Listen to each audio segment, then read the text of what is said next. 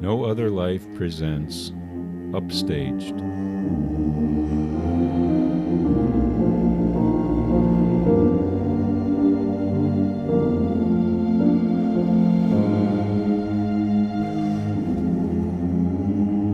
Plans shaken.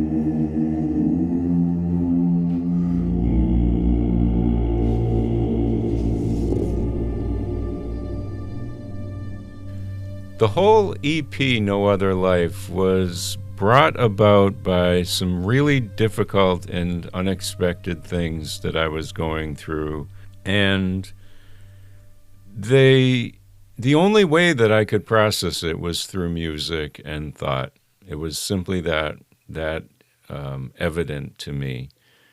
Uh, People would try to say certain things to me. I would try to say certain things to people, and none of it was working, but somehow sitting alone and performing and writing music and then producing that EP really ended up doing it for me. And this particular track called Disbelief still brings the emotion to the surface for me. One of the things particularly about it is during it and when I listen to it, I can just feel, the world crumbling around us.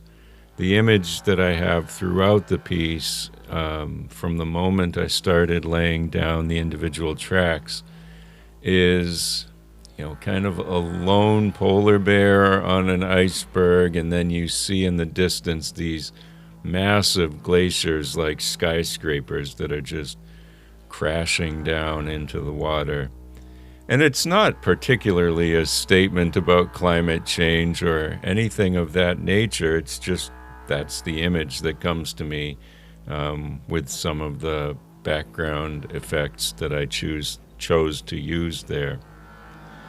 And what it ends up being about in completeness is plans that have been shaken up. We go through life with an idea of how we plan to get from A to B and on the way to Z. And we think we know when we're youths how old we're going to live to. We play that little game with the paper folded up that tells us if we'll live in a mansion or be a doctor or who we're going to marry, how many children. But the truth of the matter is none of that is accurate. Of course we know that.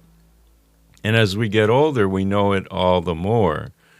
If I could even begin to think of the number of things that I pictured for my life that are nowhere present in my current life, I could be really sad about it, but I could also do as I do,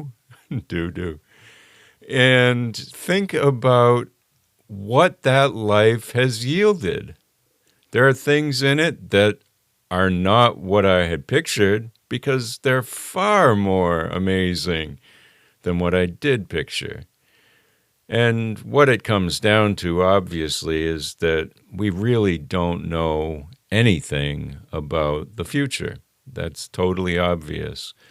If you listen to season 1 of my No Other Life podcast, it was all about new beginnings, all about these changes that we go through in our lives and the different ways that they end up affecting us. And in actual preparation here for season 2, I'll let you know that we're going to continue some of those designs, and they won't be exactly the same, and I'm not going to use all the same vocabulary, but it will be about the past and getting to the future. But it's that realization about who we have been that will help us understand who we are. Now, when I talk about plans shaken, it's abundantly obvious for someone living with Parkinson's disease. And as is the case in my story, young onset Parkinson's.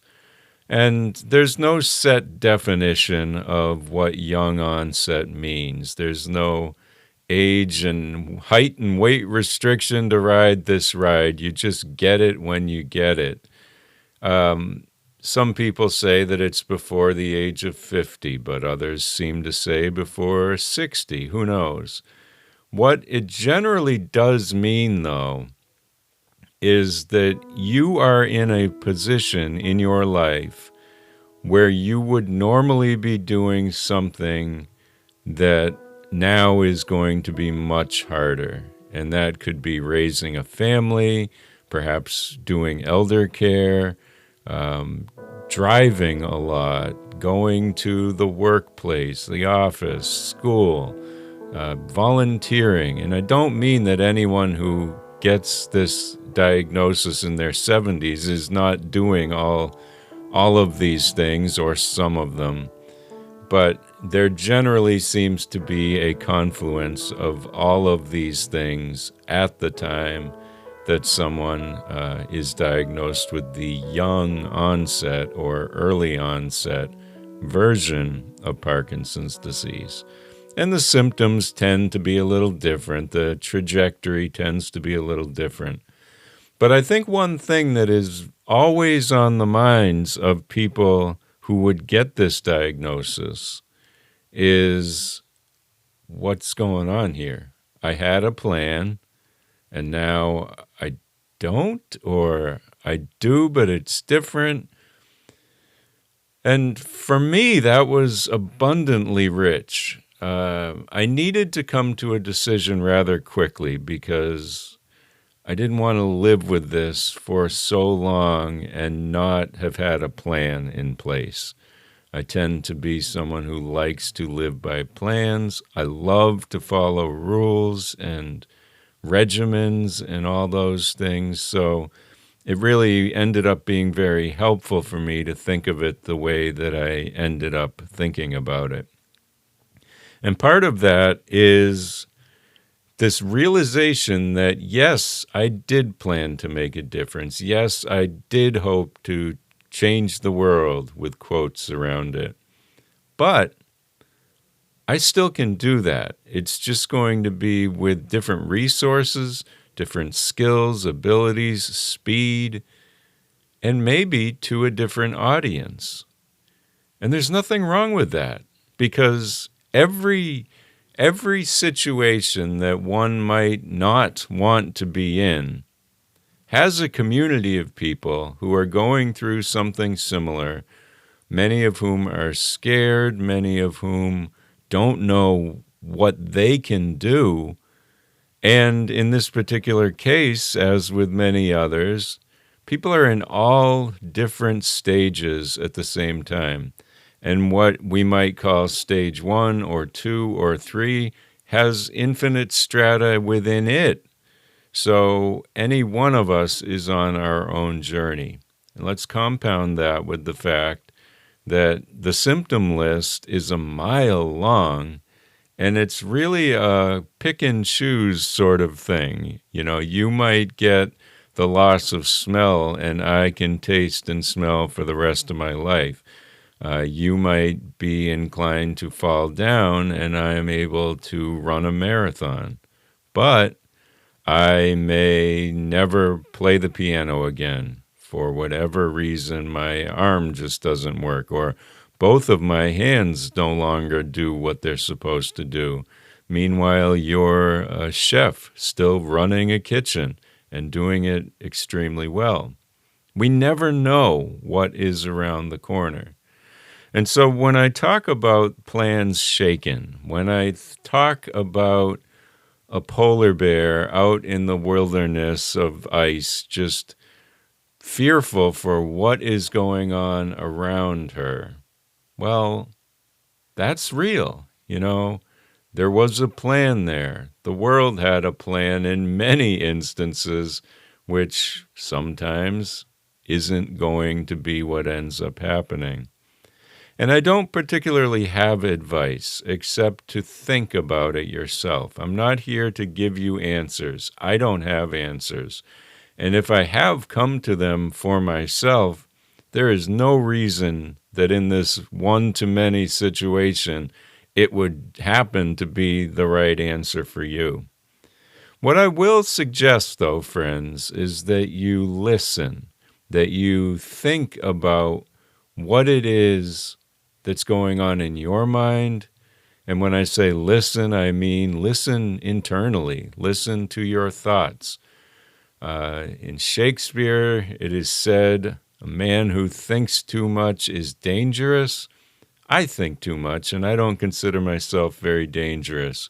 So gather round, enjoy this series for what it is, and do what you can to think about your own situation so life doesn't pass you by. That's one of the ways that I have changed and shifted my focus. And I encourage you to do the same some way, somehow, in your own lives. You're about to hear the entire track, Disbelief, from the album No Other Life.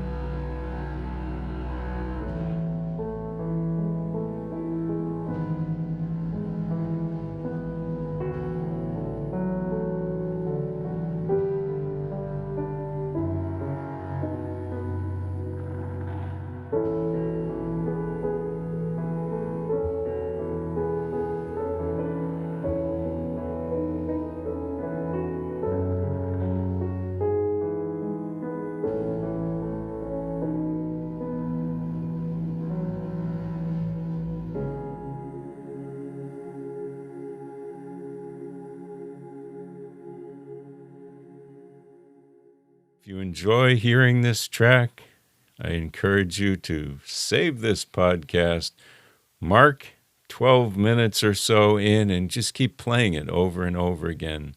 Or head over to bandcamp.com, search Rick Seaholm. The album is called No Other Life EP, and you'll find everything you want there. Friends, you have no other life, and it's the grandest improv session of them all. Own what you bring to the scene and share it with all whom you meet.